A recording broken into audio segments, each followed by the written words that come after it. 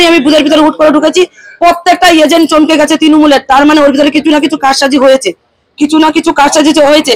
আমি দেখেছি জোড়া ফুল মুখ্যমন্ত্রী যেখানে হাজী নজরুলের বুতামে সোজাসুজি পেনের কালি দিয়ে কালো চিহ্নিত করা। তার মানে যারা মূর্খ বয়স্ক দেখতে পাবে না চোখে, তাদের ওটা সিগন্যাল দেওয়া ছিল, তারা সেই সিগন্যাল অনুযায়ী ভোট দেবেন।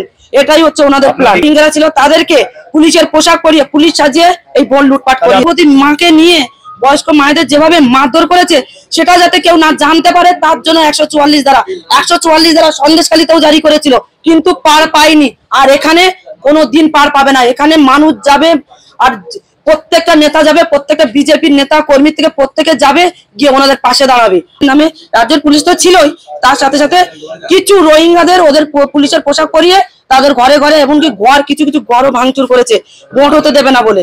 এবং ভোট কিছু কিছু হতেই দেয়নি, ওরা ভোট নিজেদের বুধে বুধে ফার্স্ট ক্যামেরা যেটা আর এ করেছে সেটা আমি যখন ঢুকেছি ওখানে প্রত্যেকটা বুথে, যখন আমি যে কোনো বুথে গেছি আমি প্রত্যেক জায়গায় দেখেছি যখনই আমি বুথের ভিতরে হুট করে ঢুকেছি প্রত্যেকটা এজেন্ট চমকে গেছে তৃণমূলের। তার মানে ওর ভিতরে কিছু না কিছু কারসাজি হয়েছে, কিছু না কিছু কারসাজি হয়েছে। আমি দেখেছি জোড়া ফুল মুখ্যমন্ত্রী যেখানে হাজী নজরুলের বুতামে সোজাসুজি পেনের কালি দিয়ে কালো চিহ্নিত করা।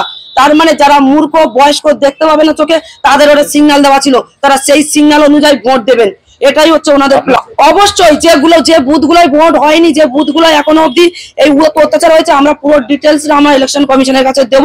আর পুনরায় নির্বাচন হবে সেটাই আমরা দেখুন। আমার আশঙ্কা আছে 500-র বেশি বুথ আছে, 500-র বেশি বুথ।